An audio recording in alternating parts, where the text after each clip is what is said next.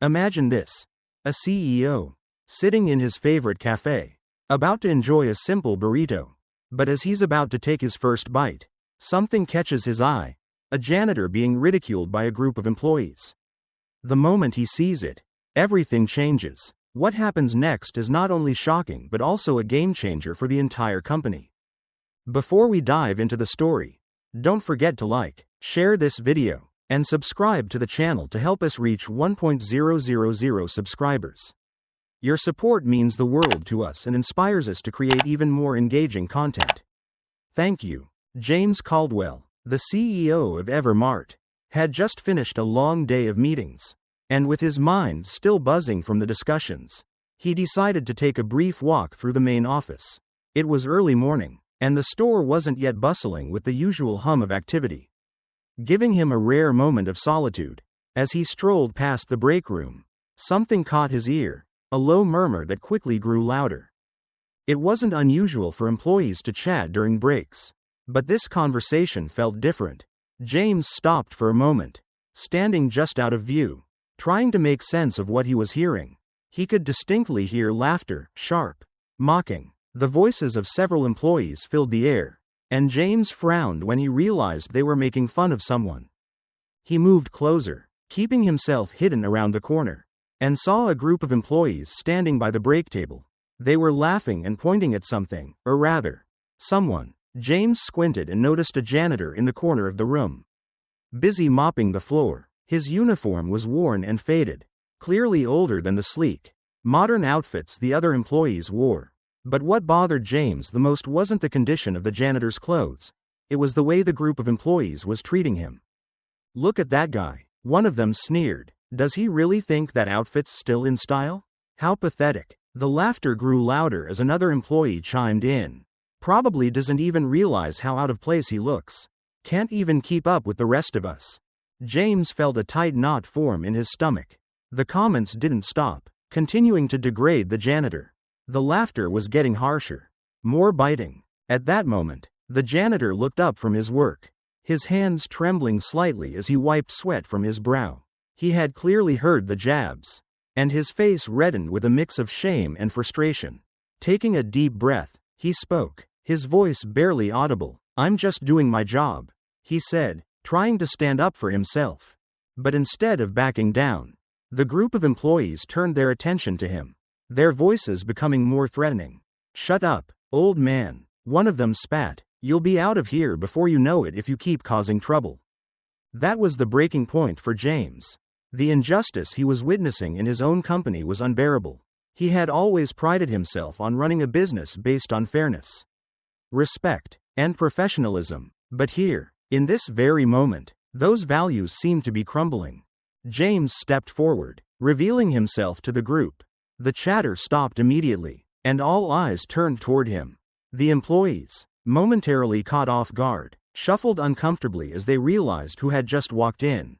The janitor, still holding his mop, looked up at James, uncertainty in his eyes. James's face softened for a moment as he regarded the man, but his attention quickly shifted back to the group of employees. "Enough," James said firmly, his voice calm but authoritative. "This behavior is unacceptable, and it ends now." There was a brief silence, the kind that always precedes tension. The employees exchanged nervous glances, unsure of what would happen next. But James wasn't about to back down. He had seen enough. Inside, James wrestled with the decision he was about to make. The fear of disrupting the office's harmony gnawed at him. What would this mean for his reputation? How would his employees react? Was he making a mistake by confronting the situation so directly?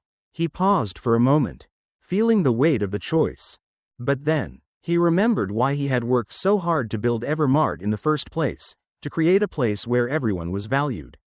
Regardless of their position, he couldn't let this slide, not without standing up for what was right. He looked at the group again, this time his voice unwavering. "I will not tolerate this kind of behavior in my company. You all should know better." His gaze fell on the janitor. "And you," he turned to him, his tone softening. "Thank you for your hard work. You're an essential part of this team." The employees shifted uneasily, but none dared to speak as James turned back to the janitor. His expression was firm but compassionate. James made a quick decision. He wasn't going to let this injustice go unnoticed. He stepped forward and spoke to the group. "You all are dismissed for today. And you," he said, pointing directly at the ringleader of the group. "You're fired. Your actions are an embarrassment to this company." The room fell silent. For a moment, James felt the weight of his decision settle in. But it was the right thing to do. He could already feel the tension in the air begin to lift as the employees started to leave, some visibly shaken by the turn of events. As they filed out, James turned back to the janitor. He smiled gently and said, "I hope you know that this kind of behavior has no place here. If there's ever anything you need, don't hesitate to reach out." The janitor stood there, his shoulders relaxing as a look of gratitude spread across his face. For the first time that morning, he seemed to feel a little lighter. James took a deep breath, looking out the window of the break room, his mind already moving on to what needed to be done next. But for the first time in a while, he felt certain about the direction he was taking. James Caldwell didn't hesitate. The moment he stepped into the break room, he felt the weight of the situation press on his shoulders. The room, still filled with the tension from the mocking laughter, suddenly seemed much smaller. His gaze fell on the group of employees, still laughing and talking over the janitor, who was now quietly trying to finish his work as if pretending he hadn't heard them. James knew he couldn't just stand there and let it continue. He took a deep breath, pushing the frustration building in his chest down as he walked towards the group. His presence immediately caused the chatter to stop, and the room grew unnervingly quiet. The employees, caught off guard by the sight of the CEO, turned their heads toward him, confusion and unease in their expressions. The janitor, still holding his mop, looked up at James, uncertain of what would come next. "Enough," James said firmly, his voice carrying the weight of authority but not anger. "What's happening here is not acceptable. This company is built on respect for every person, no matter their role. You're all better than this." The group of employees shifted uncomfortably, some of them visibly irritated at being called out, while others looked embarrassed. One of the younger employees, a woman named Sarah, scoffed softly, clearly annoyed that the situation was escalating. "It's just a joke, James. We didn't mean anything by it," she said, trying to brush it off as if it were no big deal. James didn't flinch. "It doesn't matter if it was meant as a joke. It was disrespectful, and that's not how we operate here. You will treat every person in this building with the same respect, regardless of their position. I'm the CEO, and I set the example. You should too." The room fell into an uncomfortable silence again. The employees exchanged looks, unsure how to respond to the unexpected confrontation. Some of them, including Sarah, started to look a little guilty, but they remained silent. The janitor, still standing in the corner, shifted awkwardly, unsure whether he should say something or just keep his head down. Then, without warning, James turned to the group and pointed at one of the employees, the one who had been leading the mockery. "You, out," James said, his voice cold and clear. "You're fired. I won't tolerate bullying in this company. You're a reflection of the culture here, and that behavior is unacceptable." The employee, a man named Mark, stood frozen, his mouth opening and closing as he tried to find words. "You can't fire me," he stammered. "I've been here for 5 years. This is crazy." His face turned red with indignation. James met his gaze without hesitation. "Consider this your last day, Mark. I won't tolerate behavior like that from anyone, no matter how long they've been here." Mark stood there for a moment, stunned, but then quickly turned and stormed out of the room. The remaining employees looked around, unsure of what to make of the sudden shift in power. Some seemed relieved, while others were clearly uncomfortable, unsure if James was being too harsh or if they had been in the wrong all along. James turned to the janitor, his expression softening. "You," he said gently, "you've been working hard here, and I want you to know we appreciate you. Thank you for your dedication." He paused, his eyes meeting the janitor's. "I'm giving you a bonus, as a small token of our gratitude. You deserve it." The janitor, whose face had been flushed with embarrassment, now looked up at James, his eyes wide with disbelief. "You don't have to do that, sir," he said quietly, shaking his head. James smiled warmly. "I insist. Hard work deserves to be recognized." The janitor smiled faintly, clearly touched, though still somewhat overwhelmed by the attention. "Thank you, sir," he said, his voice barely above a whisper. As the room began to clear out, James addressed the remaining employees. "Let this be a lesson. We are a team here, and we treat everyone with respect. We will be rolling out a new training program on company culture and mutual respect. I expect every single person here to take it seriously." There was a lingering silence as the employees filed out, leaving James and the janitor alone in the break room. The janitor looked at James, still trying to process what had just happened. James met his gaze and smiled. "You're welcome," he said simply, before turning and walking toward his office, the weight of his decision settling in. For the first time in a while, James felt that things were heading in the right direction. He had made a choice, not just as a CEO, but as a person who cared deeply about fairness. And that, he knew, was the first step toward truly changing the culture at Evermart. After James made the decision to fire the employee responsible for bullying, the atmosphere in the company shifted dramatically. Word of his actions spread quickly throughout the office, and it didn't take long for the employees to begin discussing the events of the day. Some employees were surprised but respected his decision, while others felt uneasy about the direction James was taking with the company. James, fully aware of the tension his decision had created, decided it was time to address the situation head-on. He began scheduling individual meetings with several employees, including the janitor, to express his gratitude for their hard work and to show his support for everyone, especially those who weren't always given the recognition they deserved. One afternoon, James found himself sitting across from Carl, the janitor, in a small break room. "I wanted to personally thank you for everything you do around here," James said, his voice warm but sincere. "Your work doesn't go unnoticed, Carl, and I appreciate the effort you put into making this place better every day." Carl, a quiet man with graying hair and calloused hands, looked up, clearly surprised by the gesture. "Thank you, sir," he said softly. "I've just been doing my job. Nothing special." James smiled. "It is special. Hard work and respect for others, regardless of their role, are what make this company great. I'm here to make sure everyone feels valued." As James continued to meet with employees, the mixed reactions became clearer. Some were supportive of his strong stance against bullying, admiring his decision to take swift action. Others, however, seemed uncertain about the way he handled the situation.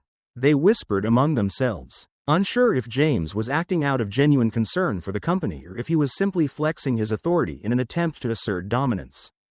In one of the break rooms, a small group of employees gathered, discussing the recent events. "Do you think James is just trying to prove a point?" Sarah, one of the younger employees, asked, her voice low. "I mean, firing someone over a joke? It seems a bit much, don't you think?" Another employee, Mark, nodded in agreement. "I get it. The guy was being disrespectful. But it feels like James is just trying to show everyone he's the boss now. I'm all for respect, but this seems a bit like overkill." Emily, a bright and ambitious employee who had been quietly listening, felt her blood begin to boil. She had witnessed the bullying firsthand and couldn't understand why anyone would question James's actions. She had always admired how James had worked to build the company's success. And now, to her, it seemed like he was doing exactly what needed to be done. She stood up and turned to the group.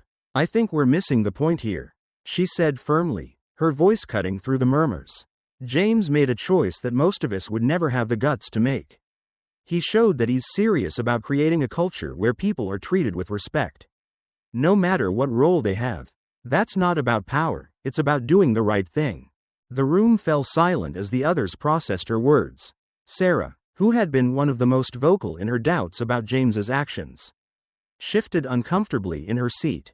"I didn't mean to downplay respect," she mumbled, looking at Emily. I know," Emily interrupted, "but this isn't about being afraid of change.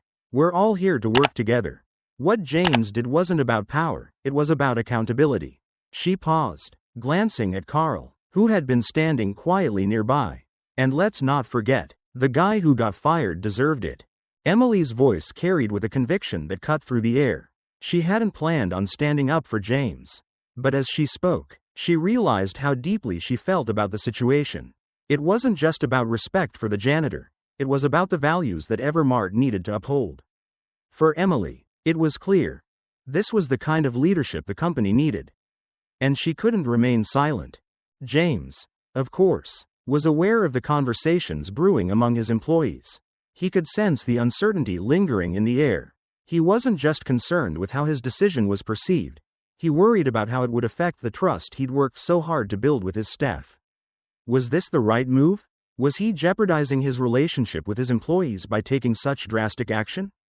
These questions weighed heavily on him as he lay in bed at night, replaying the events of the day.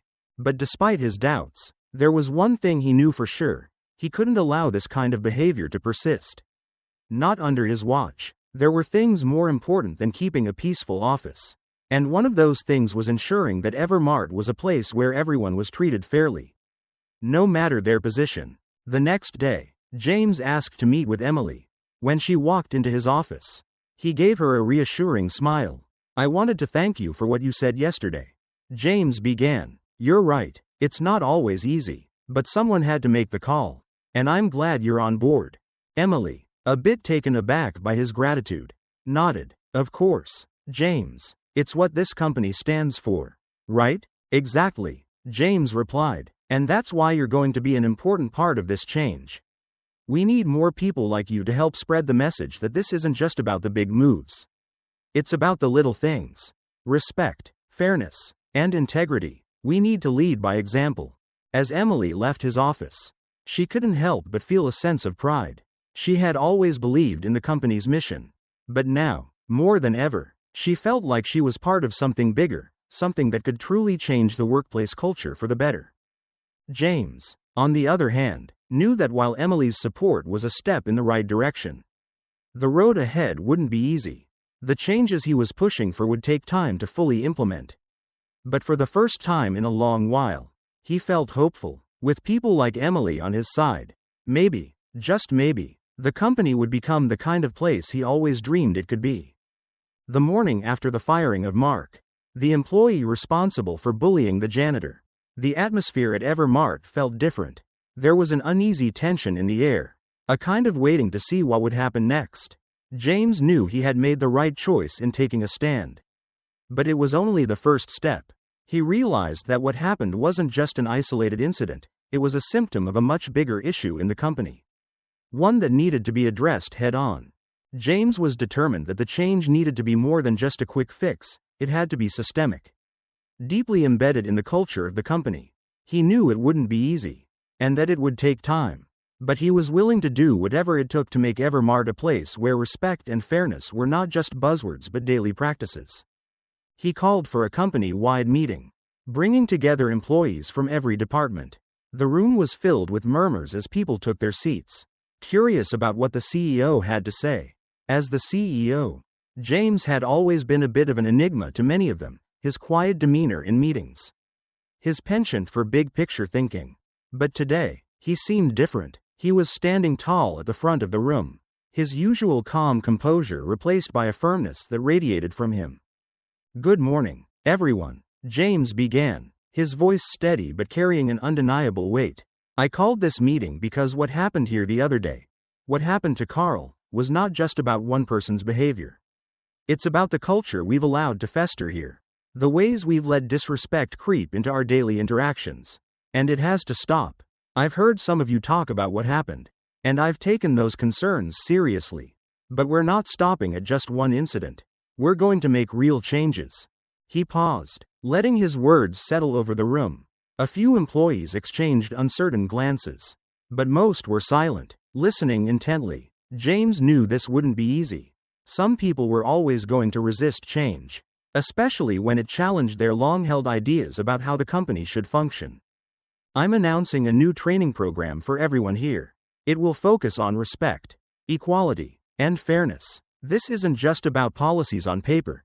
It's about real behavior and how we treat each other in every corner of this company. And it's about making sure we hold each other accountable." James continued. "I've asked a group of HR experts to help us with this process. We're going to learn how to create an environment where every person, regardless of their position, feels valued and respected." There was a noticeable murmur in the crowd. some employees looking pleased while others appeared skeptical. James could feel the eyes of some of the more senior employees watching him closely, as though waiting for him to stumble. He knew they would question his approach. Change was never easy, especially when it threatened to upend the status quo. "Now, I know some of you might be wondering," James said, his tone shifting slightly, "if this is just some company initiative designed to make things look good. But I want to be clear, this is about more than just looking good. This is about creating a culture where respect is not optional, where we don't just talk about fairness, we live it every day." At that moment, Emily stood up from her seat. She had been a quiet observer for most of the meeting, but now, she couldn't stay silent any longer. "I think what James is saying is exactly what we need," she said, her voice carrying across the room. "I've seen it firsthand. We all know how things have been. Some people have been getting away with disrespect for far too long. This isn't just about Carl, it's about all of us." Her words hung in the air for a moment before she continued. "It's easy to sit back and think it doesn't matter. But if we don't change, we're just going to keep repeating the same mistakes. I support this, and I think it's time we all start taking this seriously." Emily's words hit hard. She was young, but her voice carried a wisdom that many of the older employees couldn't ignore. Her unwavering support for James's decision was a turning point for many in the room. They could see that this wasn't just about the janitor, it was about all of them. About their behavior, their responsibility, and the kind of company they wanted to work for. James smiled at Emily, thankful for her courage. "Thank you, Emily," he said. "You're absolutely right. This is about all of us working together to make Evermart a better place. A company where every person, from the janitor to the CEO, is treated with respect and dignity." The room shifted as the employees began to understand the depth of the changes James was talking about. There was still a resistance in some corners, people who didn't want to believe that the culture could be different. But there was a noticeable shift in the atmosphere, a sense of realization that something had to change. And then, James did something unexpected. He turned to Carl, who had been standing quietly at the back of the room. "Carl," James said, his voice filled with sincerity, "I want you to know that what happened here wasn't just about one person being wrong. It was about all of us. And I want to publicly acknowledge your hard work and dedication. You are an example of the kind of commitment we need in this company. Please, step forward." Carl looked up, his eyes wide with surprise. He shuffled forward slowly, his hands trembling slightly. James handed him an envelope with a generous bonus inside. "This is for you, Carl, for everything you do, and for the example you set by doing your job with pride." The room grew silent as Carl stood there, his face flushing with embarrassment but also with gratitude. The employees, who had just moments before been skeptical of James's leadership, now saw something different. They saw the sincerity in his actions. And for many of them, it was a turning point. Some of the employees who had witnessed the mocking now looked sheepish. One by one, they stood up and walked over to Carl, offering apologies for their behavior. A few even muttered quiet, "I'm sorries," and Carl, though overwhelmed, accepted their apologies with a simple nod. By the end of the meeting, the atmosphere in the room had transformed. It wasn't perfect, but it was better. The employees, once divided by their perceptions of James's leadership, now began to understand his vision. A company built on respect, not just for the ones at the top, but for every person in the building. James walked out of the meeting feeling a sense of accomplishment. But he knew the road ahead wouldn't be easy. He would have to continue pushing forward, holding people accountable, and ensuring that the company's culture stayed on track. But for the first time in a long while, he felt a deep sense of hope. Things were changing, and for the better. In the weeks following the meeting and the implementation of the new training program, the atmosphere at Evermart began to shift noticeably. There was a sense of change in the air, but it wasn't as smooth as James had hoped. Some employees were beginning to reflect positively on the changes, acknowledging the importance of respect and fairness in the workplace. However, others still felt uneasy, some even a bit bruised by the decisions James had made, especially the firing of Mark. There were whispers in the halls, questions raised behind closed doors. Was this shift truly for the better? Or was it just an overreaction to a single incident? James, always the careful leader, understood that cultural change couldn't happen overnight. To truly understand how his employees were feeling, he decided to organize an internal survey. He wanted to know what was on their minds and whether the new initiatives were making a real impact or if there were still cracks in the foundation that needed repair. When the survey results came in, James wasn't entirely surprised by the mixed responses. Some employees had embraced the changes wholeheartedly, speaking highly of the respect they now felt in the workplace. Others, however, weren't so sure. They expressed discomfort with the speed at which the culture was shifting and questioned whether it would really lead to long-term success. A few employees, particularly those who had always looked down on lower-ranking staff, were clearly resisting the changes. They felt that the old hierarchy should be respected, that the janitor and others in menial roles should remain in their place. They didn't understand why the CEO was so focused on leveling the playing field. James wasn't blind to the tensions simmering beneath the surface. It became clear that the changes had started to create an undercurrent of resistance, particularly among those who had grown accustomed to their positions of power. Some of the senior employees were grumbling, and their actions began to speak louder than their words. During one of the quarterly supervisory meetings, as James went over the results of the survey, he picked up on something unsettling.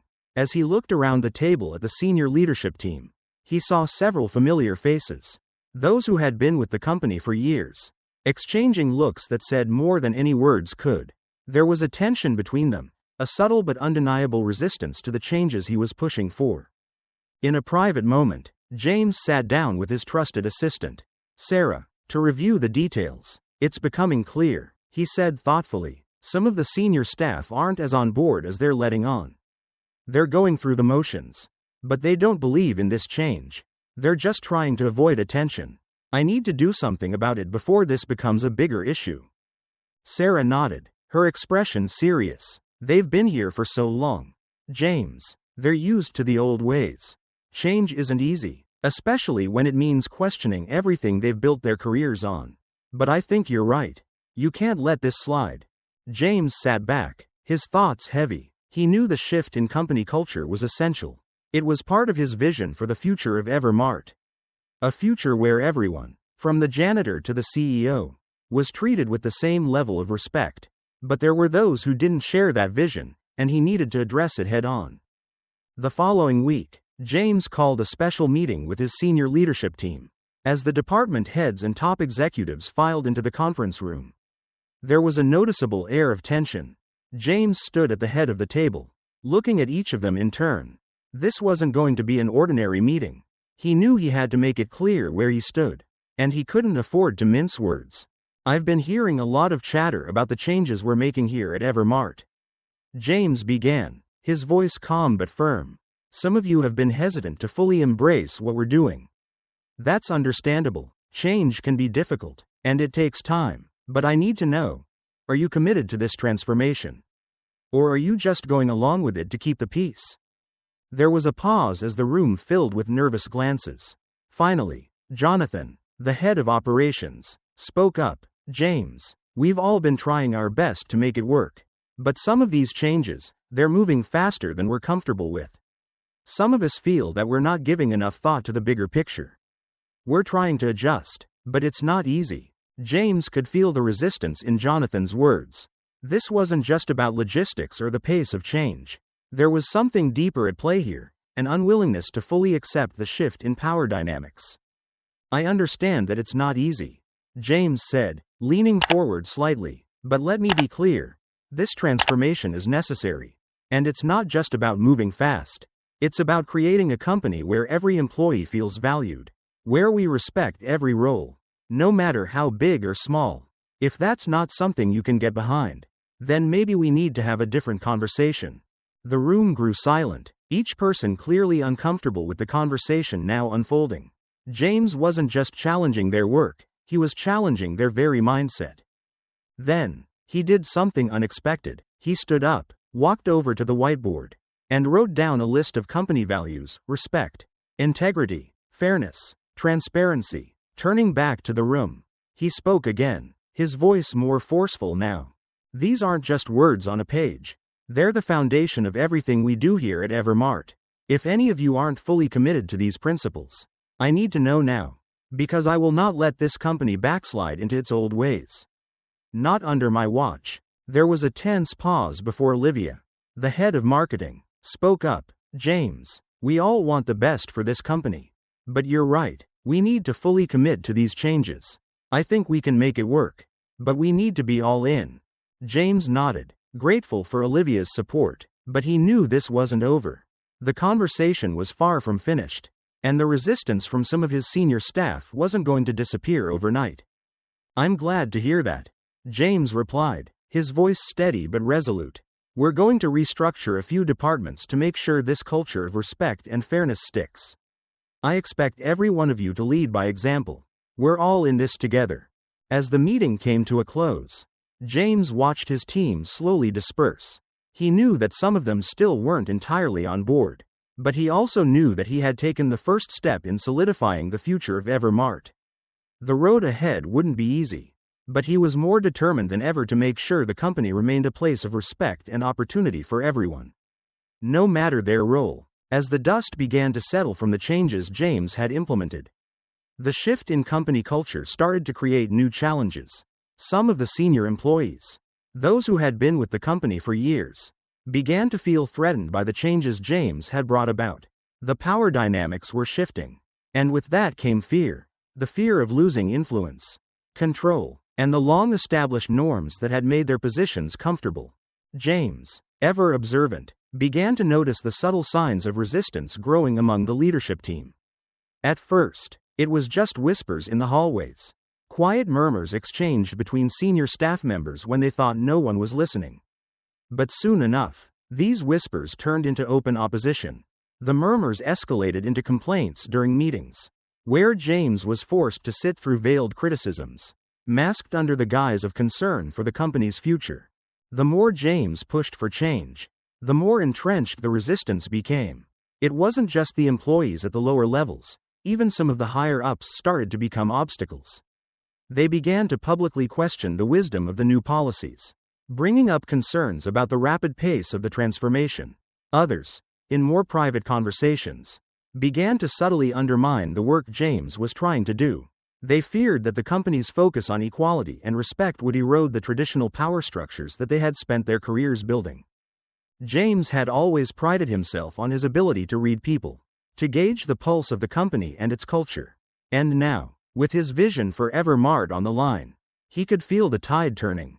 He was facing a situation that required a difficult decision. Should he push forward, risking even greater conflict, or should he back off and compromise, maintaining the peace but abandoning the changes he so strongly believed in?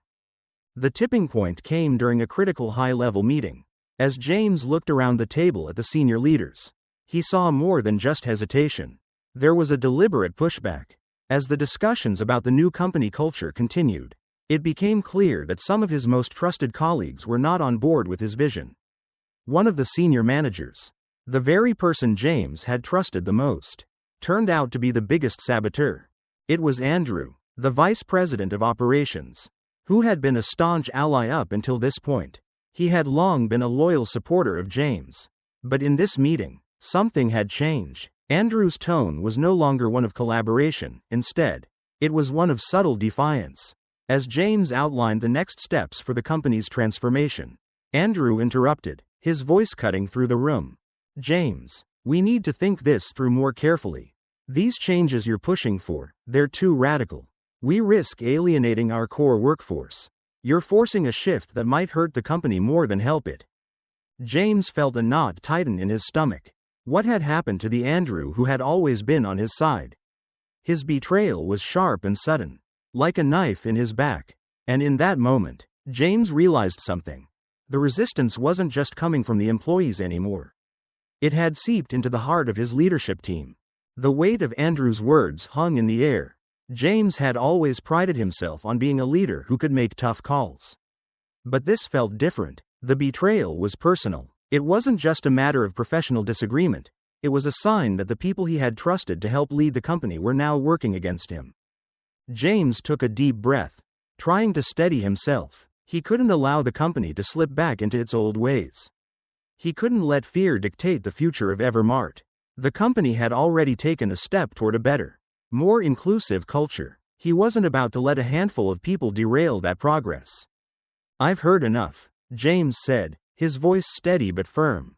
If you're not committed to these changes, if you can't get behind what we're trying to build here, then I have no choice but to ask you to leave. His eyes scanned the room, locking with each of the senior leaders. I'm not going to back down. Not now, not ever. If you want to be part of this company, you need to get on board. If not, then don't waste my time or yours. The room went silent. The tension was palpable. Andrew looked taken aback, his face reddening as he struggled to find words.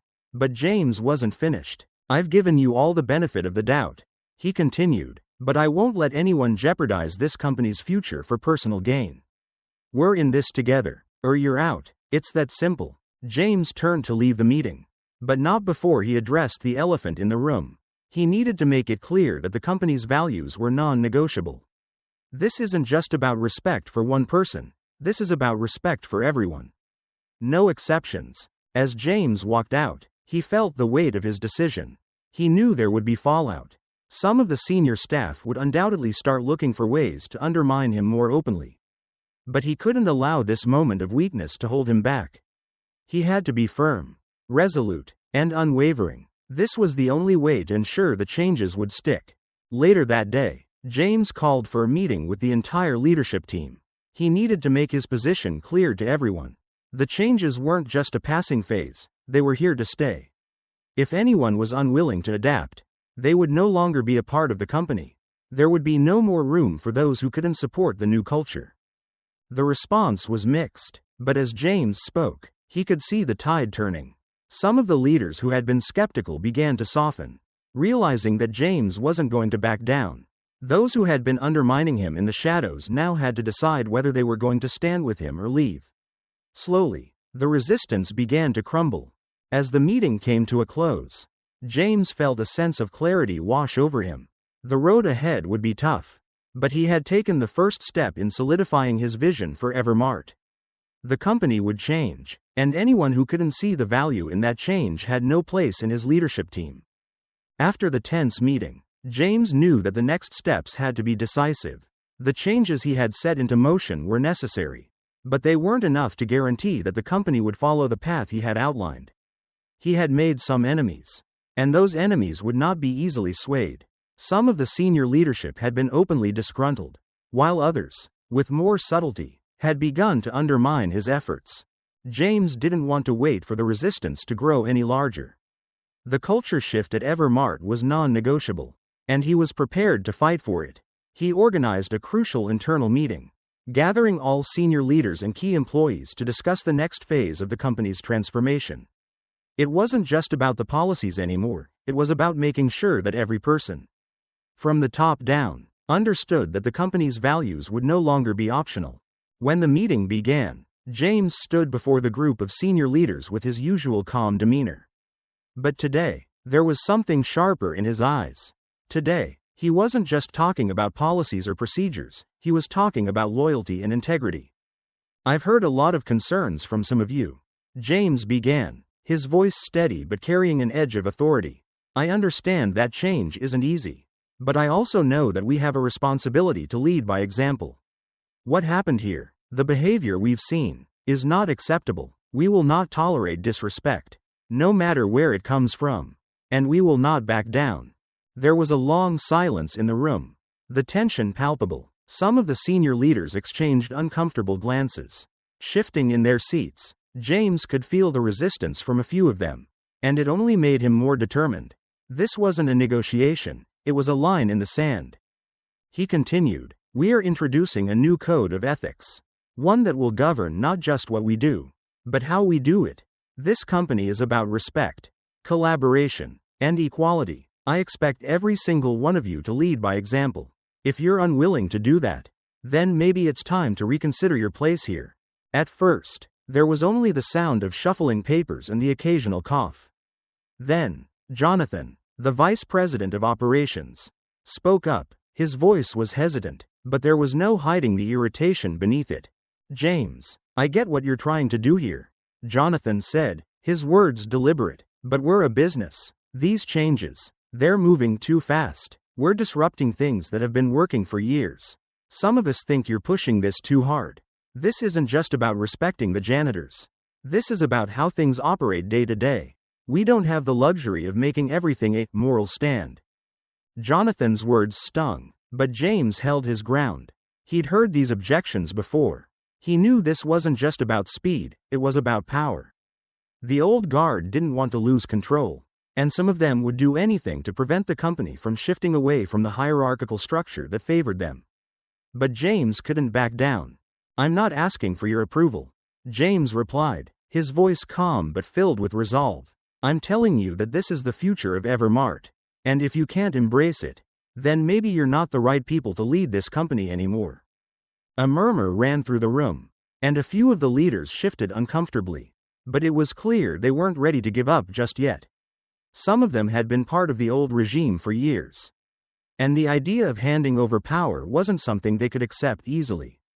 Then, unexpectedly, something happened. As the meeting continued, James realized that one of the senior leaders, Maggie, the chief financial officer, was working in tandem with the group that had been quietly opposing him. He caught a glimpse of her glance toward Jonathan, followed by a subtle nod. It was enough for him to connect the dots.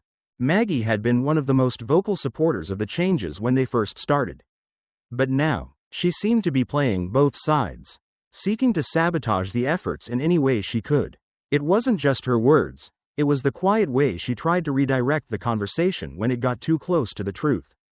The way she would slip away from meetings to have private conversations with those opposed to the changes. James knew that he couldn't allow this to go on any longer.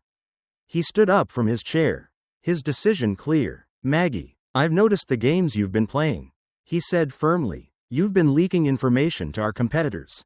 And I've had enough. You're done here. You're fired." The room fell silent. Maggie's face drained of color, and for a moment, she looked as though she might say something to defend herself. But then, her mouth closed, and she stood up slowly, gathering her things. There was no argument, no fight, just the sound of her footsteps as she left the room. James turned to the remaining leadership team. "Let this be a warning. I won't tolerate any backstabbing, and I won't allow this company to be sabotaged from within. If you're not fully on board with the changes, if you can't put the company's values above your own personal interests, then you'll find yourself gone as well. We're building something better here. And if you can't see that, you don't belong." The room was still, no one daring to speak. James could see the shift in their attitudes. The reality was sinking in. James wasn't just the CEO. He was the force driving this change, and anyone who didn't keep up would be left behind. As the meeting ended, James walked back to his office. He didn't feel victorious. He didn't feel satisfied, but he knew he had done what was necessary. The company had to change, and if that meant losing a few people along the way, then so be it. The path ahead was still uncertain, but James felt a new sense of purpose. This was just the beginning of a long journey toward making Evermart not just a company, but a symbol of respect and fairness in the workplace. And he was ready for whatever came next. Even though James had successfully quelled some of the resistance and firmly asserted his power, he still didn't feel the situation was fully under control. The company's tension had only grown. While many employees had come to accept the changes, some senior leaders, particularly those who had voiced their opposition in earlier meetings, were now showing more aggressive signs of defiance. The tension in the air was palpable, and it was clear to James that if the situation wasn't handled swiftly, the company's growth could be hindered. James had always known that leadership wasn't just about making bold decisions but about sticking to them when the heat was on.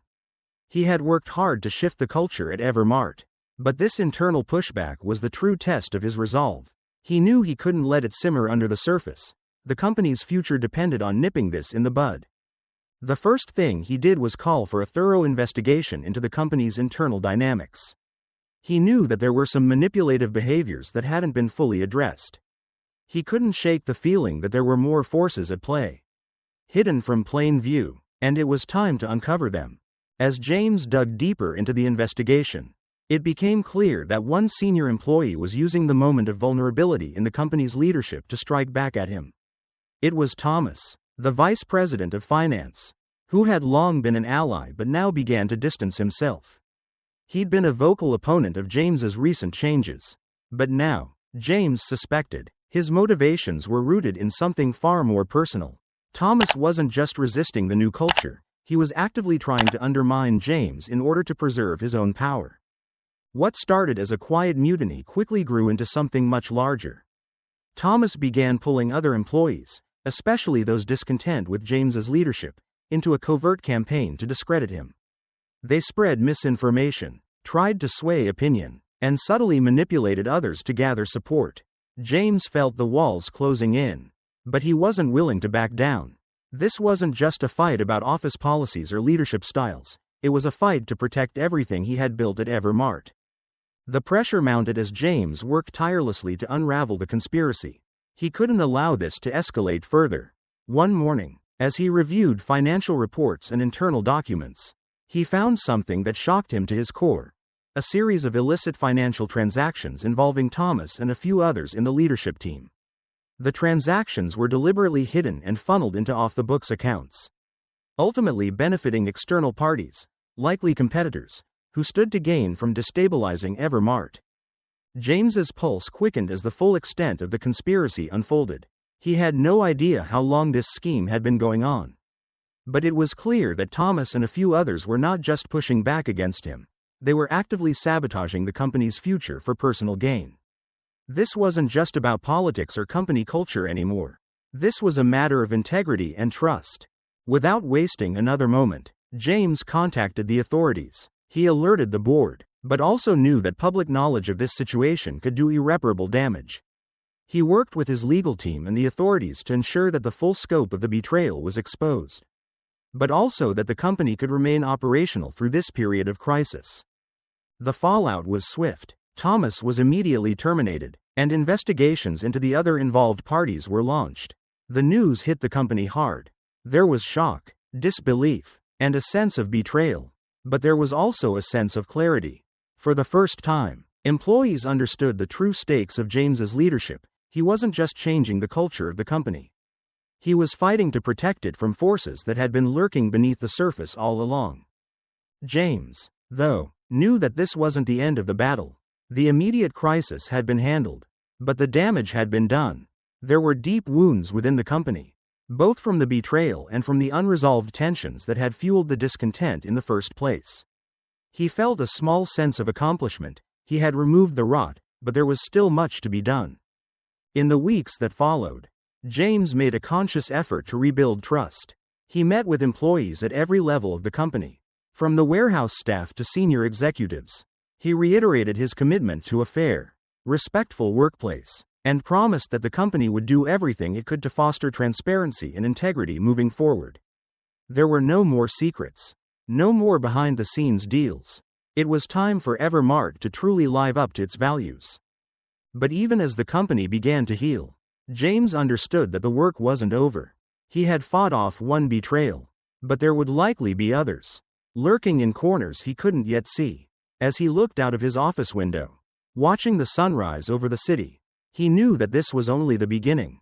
The challenges ahead would be just as tough, but he was prepared. He would keep pushing, keep fighting, not just for Evermart, but for the kind of company he believed it could become, a place where respect wasn't just a policy, but a way of life. After the turbulence and internal investigation, James stood firm in his leadership, determined to restore order and stability to the company. Evermart had rid itself of the traitors and manipulative forces. But James knew that the road ahead was far from easy. Rebuilding trust and ensuring fairness in the workplace was an ongoing effort. The changes were necessary, but they needed to be followed through if Evermart was going to become the company he envisioned, a place where respect and integrity were the foundations. James felt the weight of the task at hand, but he knew he couldn't rest. To fully address the lingering doubts within the company, he decided to hold a special meeting with all employees and senior leaders. This meeting would serve as a public declaration of the investigation's results and the next steps in the company's reform. It was his chance to show the staff that these changes were more than just corporate buzzwords. They were the pillars on which Evermart would stand moving forward. The day of the meeting arrived, and as employees filed into the conference room, James could sense the mix of anticipation and anxiety in the air. Some were eager to hear what he had to say, while others were unsure whether they could trust the changes he was pushing for. The tension was palpable, but James knew that this was the moment that could define the company's future. He had to be clear, direct, and unwavering in his message. Once everyone was settled, James began speaking, his voice strong and steady. "I know the past few months have been challenging," he said, looking around the room, meeting the eyes of his employees. "Change is never easy, it's uncomfortable, and it can make people feel uncertain. But we've faced a serious crisis within this company, and we've come out the other side stronger. We've removed those who were undermining our values, and now it's time to rebuild." There were a few murmurs of agreement in the room, but also some uncertain glances. James knew that not everyone was on board. Some employees felt that the changes were moving too fast, too drastically. They worried that the company was becoming too controlled, that they were losing the freedom they once had to make decisions and voice their concerns. A handful of voices from the back of the room spoke up. "It's been happening too quickly," one of the senior managers, Greg, said, shaking his head. "We used to have more autonomy. Now it feels like everything is being micromanaged." James acknowledged the concern but wasn't swayed. "I understand the fear of losing autonomy, Greg, but what's been happening here isn't just about change for change's sake. It's about building a workplace where every single person, from the lowest ranking employee to the CEO, is treated with fairness and respect. That's not something we've had in the past. This isn't about me consolidating power, it's about making sure we all have a voice." Despite his reassuring words, there was still a group of employees who remained skeptical.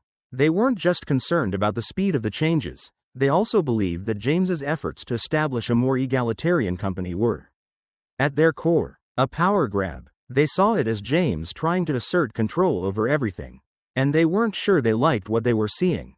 It wasn't just the lower-level employees who had doubts, some of the senior staff had been quietly pushing back, looking for ways to sabotage the reform process without raising suspicions. These leaders were trying to rally support for their position, trying to convince others that James's approach was too radical, too far-reaching. But James had been watching closely and knew there was a group working against him. The resistance wasn't just at the surface level, it was woven into the fabric of the company. In the midst of this tension, James made a decisive announcement. "I'm not just here to clean up the mess that was made. I'm here to take this company forward. We will be expanding our employee support programs, and we will be overhauling our compensation and benefits to ensure fairness.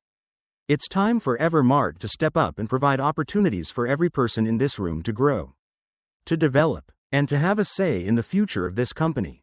As he spoke, James noticed the room grow still. The more he spoke, the more his words seemed to sink in. His vision wasn't just about controlling the company's future, it was about including everyone in that future. He wasn't just asking for support, he was offering a partnership. The announcement about compensation changes was a particularly powerful moment. It wasn't just about higher pay, it was about creating a system where everyone had a fair shot, where no one felt left behind because of their position.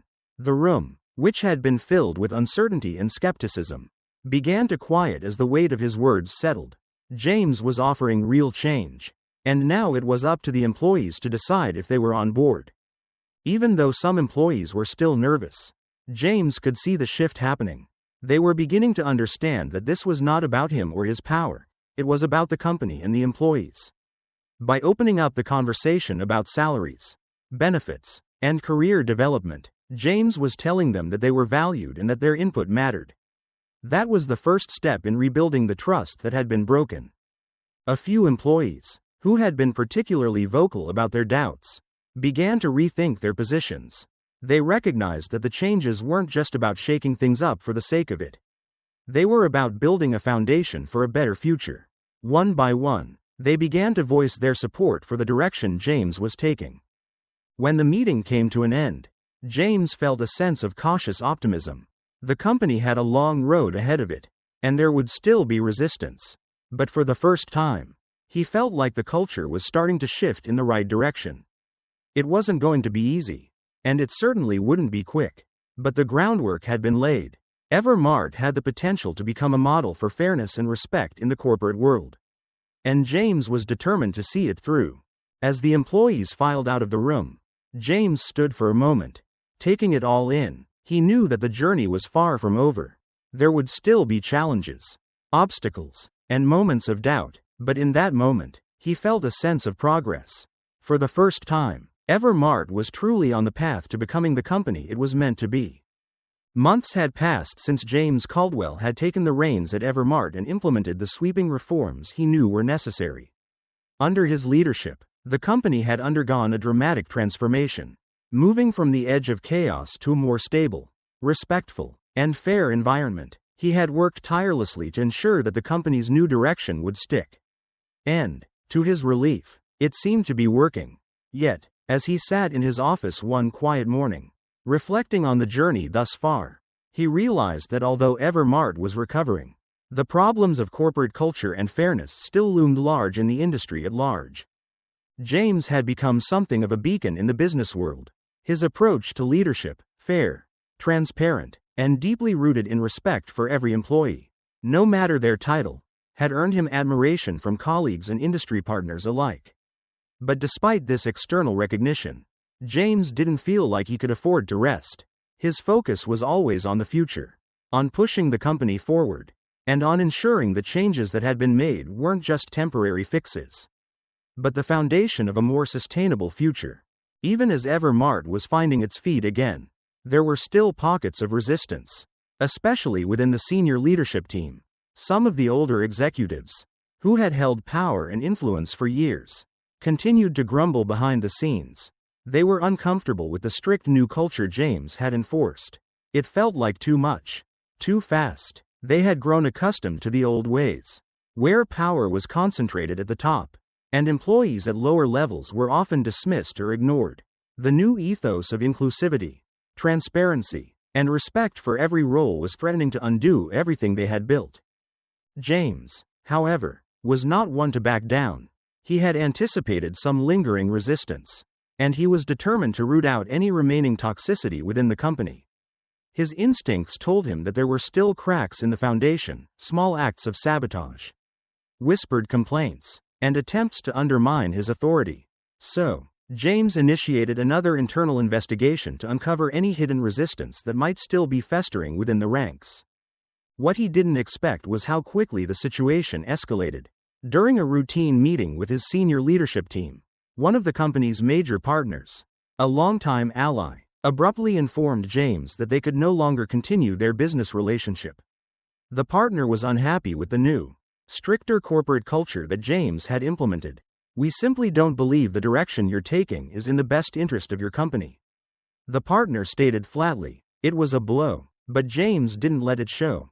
This sudden shift was a setback, but it wasn't going to derail him. Instead, James made a bold decision. If Evermart was going to truly lead the charge on reform, he needed to think even bigger. He couldn't let one partnership dictate the future of the company. He doubled down on his vision and decided it was time for an even deeper reform, one that not only included Evermart but could ripple throughout the industry. He began discussing new strategies to expand the company's influence, making sure that the industry knew that Evermart wasn't just changing internally, it was going to lead a broader movement of ethical reform. In his speeches, James was unflinching. "We will not be swayed by external pressures. We will not compromise on the values that have made Evermart the company it is today. And we will lead by example, setting a new standard for how businesses treat their people," he declared at a company-wide event. The message was clear. James was committed, and no external forces would change his course. But as much as James pushed forward, he couldn't help but feel the weight of the ongoing struggle. Every decision felt like a battle, an exhausting, never-ending battle to protect the changes he had worked so hard to implement. Despite the support he had gained, there were still many forces at play, and James couldn't afford to let his guard down. This fight for fairness and justice was something he had started, and it was a fight he would see through to the end. No matter what, the feedback from his employees, although positive overall, was also mixed. Some were thrilled with the changes and felt that the company was heading in the right direction. But others remained apprehensive. The pace of change, combined with the disruption it had caused, left some employees feeling uncertain about what the future would hold. They feared that the strict culture James had implemented was simply a passing phase, a temporary shift. Not a permanent way of operating. It was understandable, and James knew he needed to continuously reassure them that the transformation was not a one-time event, but a permanent evolution. James made sure to keep an open dialogue with employees at all levels of the company. He regularly spoke to the staff, asking for their feedback and encouraging them to share their concerns. He also began expanding employee development programs, ensuring that everyone in the company, from top executives to entry-level workers, had access to the resources they needed to grow professionally. This wasn't just about fairness in terms of workplace treatment, it was about providing real opportunities for career advancement. As the months went on, Evermart's culture began to solidify. The company wasn't perfect, but it was a far cry from where it had been when James had first taken over.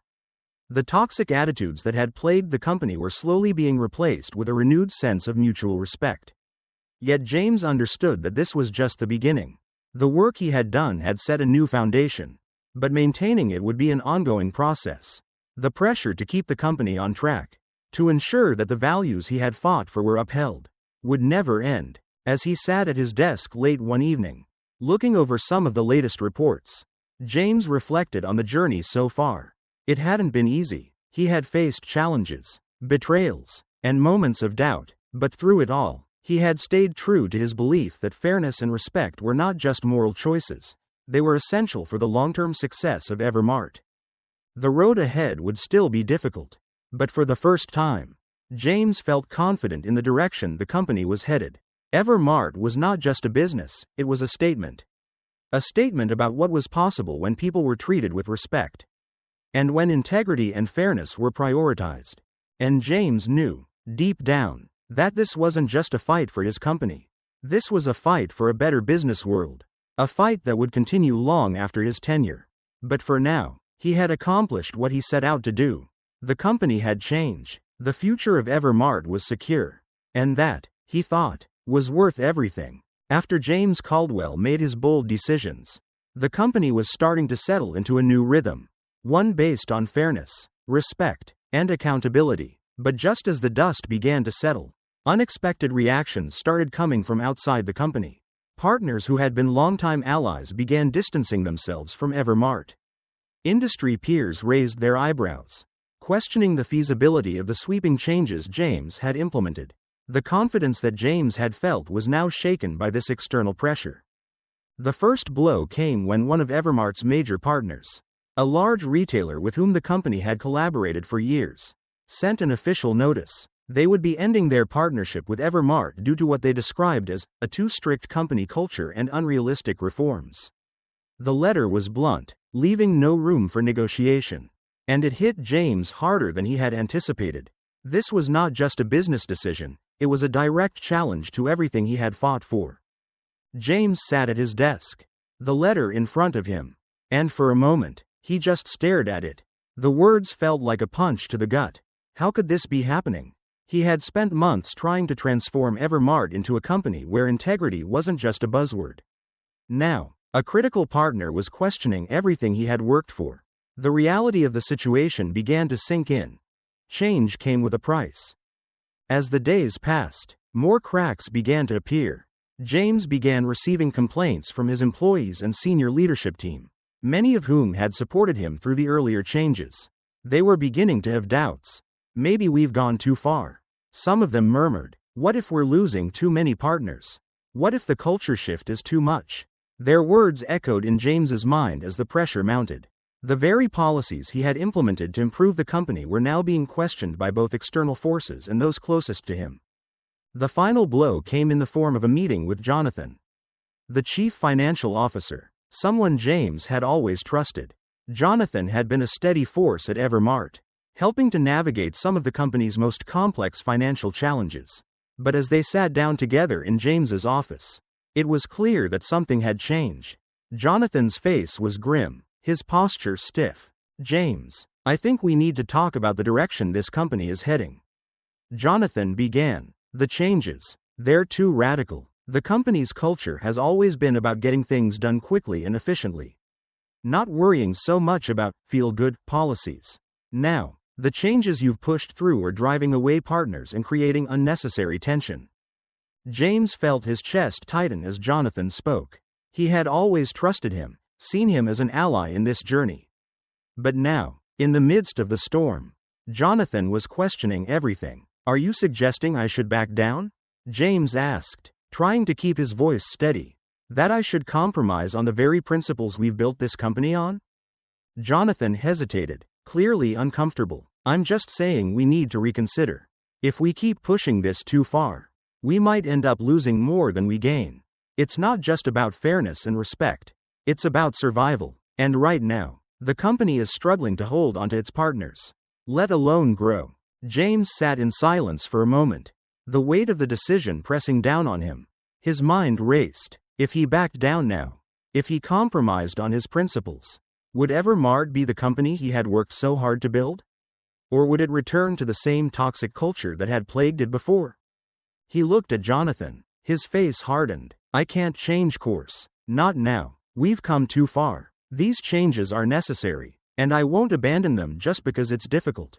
Jonathan's face darkened, and in that instant, James realized the truth. It wasn't just disagreement, it was betrayal. Jonathan, who had once stood by him, was now questioning his leadership, and his reluctance to fully commit to the changes was becoming clear.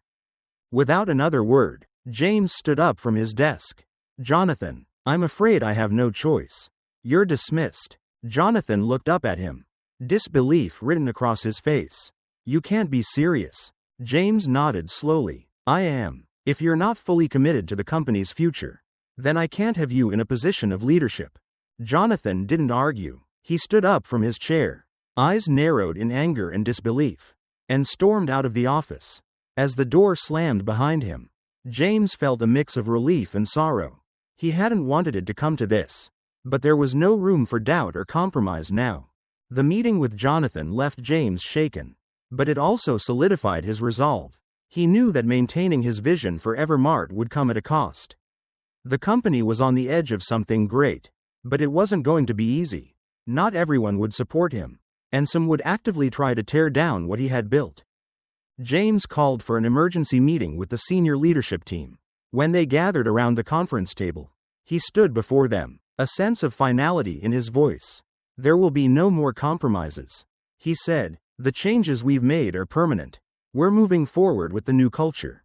And if anyone here doesn't agree, then they can leave. This is the future of Evermart, and it's non-negotiable." There was a tense silence in the room. James could feel the weight of his words hanging in the air. But he wasn't backing down. "If you're truly committed to this company, then you need to support these reforms. If you can't, then you're not the right fit for this team." The senior leadership team, some of whom had harbored doubts, now understood the gravity of the situation. James wasn't asking for their approval anymore, he was demanding their loyalty. And he had made it clear that anyone who didn't share his vision would not have a place at Evermart. The next few weeks were challenging. James continued to face pressure from both inside and outside the company. Some employees were still uncertain about the changes, and partners continued to pull away. But James remained steadfast in his commitment to the company's new direction. He couldn't let the fear of losing business sway him. The principles of fairness, transparency, and respect were worth fighting for. In the end, the company began to stabilize. The betrayal James had faced from Jonathan and others was painful, but it also reinforced his belief in what he was doing. The company had changed, and despite the difficulties, it was on a better path. James knew the road ahead would still be full of challenges, but he was ready. For the first time, he could see the future clearly. Evermart would be a company built on integrity, where respect wasn't just a policy, but a way of life, and he would continue fighting for that future, no matter the price. The aftermath of firing the betraying leader hit James harder than he had anticipated. While the immediate storm had passed, the ripple effects of his decision were felt throughout Evermart. Some employees and partners, who had once supported him, began to withdraw, uncomfortable with the hard line he had taken. James knew that the decision to rid the company of a traitor had been necessary, but he hadn't fully accounted for the consequences of challenging the status quo so drastically. The weight of the losses felt heavy, but deep down, he knew he couldn't turn back now. As days passed, it became clear to James that Evermart needed to undergo even more changes. It was no longer just about fixing the internal culture, it was about ensuring that the company could thrive long-term in an increasingly competitive and demanding market. But the new path he had carved wasn't going to be without its challenges. James found himself facing a growing threat from the outside. The competition in the industry was intensifying, with rivals seeking to exploit any weaknesses in Evermart's structure. James wasn't naive. He knew that the company's rapid cultural shift might have left gaps. And it was those gaps that the competition was eager to capitalize on. The pressure mounted as his team scrambled to fill those gaps and prepare for the storm on the horizon. It wasn't just the external threats that James had to contend with.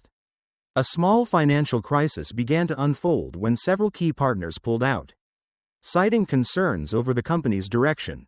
It was a blow to Evermart's stability, and it immediately put a strain on the company's finances. James had expected some pushback, but the sudden exodus of partners forced him to take swift action.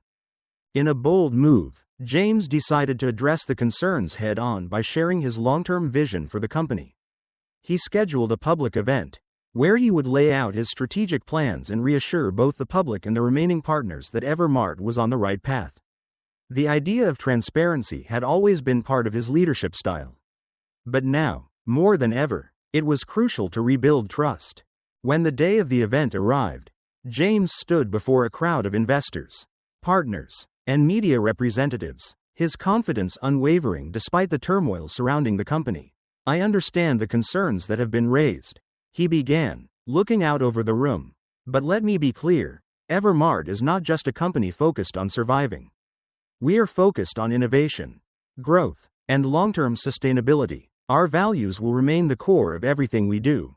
And these changes, though difficult, are necessary for us to remain competitive and continue to provide value to everyone, our employees, our partners, and our customers." James went on to explain how the company was prioritizing new innovations, product development, and sustainability. He made it clear that the changes in company culture would not compromise the company's financial health or business strategies. The response was mixed. Some of the partners remained skeptical, unsure if James's vision could withstand the growing pressure. But as James laid out the concrete plans for the future, investing in new technology, focusing on customer satisfaction, and aligning Evermart's mission with evolving market demands, his words began to resonate. Over the next few weeks, something remarkable happened. Rivals who had once mocked Evermart's shift in culture began to reconsider their stance. Some started to engage in conversations with James, curious about his plans and seeing potential in Evermart's long-term strategy. Partners who had withdrawn started to come back, sensing that the company's vision for innovation was aligning with their own interests. Slowly but surely, the company's reputation began to heal.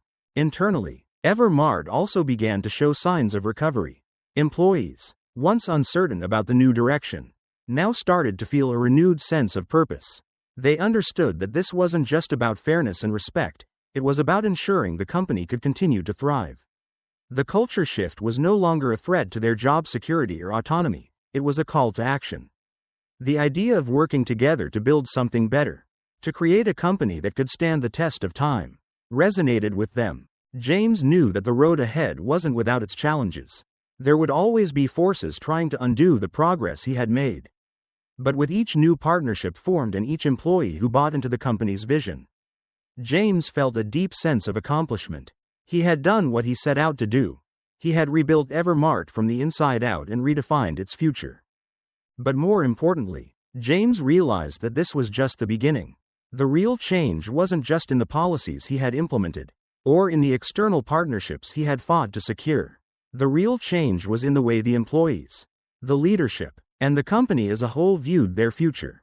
They now understood that sustainability and growth weren't just about profit, they were about building a company culture that was truly inclusive, respectful, and forward-thinking. James leaned back in his office chair, looking out over the city skyline. The journey had been long and difficult, but he had no regrets. The company was stronger than it had ever been, and more importantly, it was headed in the right direction. Change doesn't come easily, James thought, his gaze lingering on the horizon. But it's always worth it, even when the price is high. The company wasn't perfect, and there would still be challenges ahead.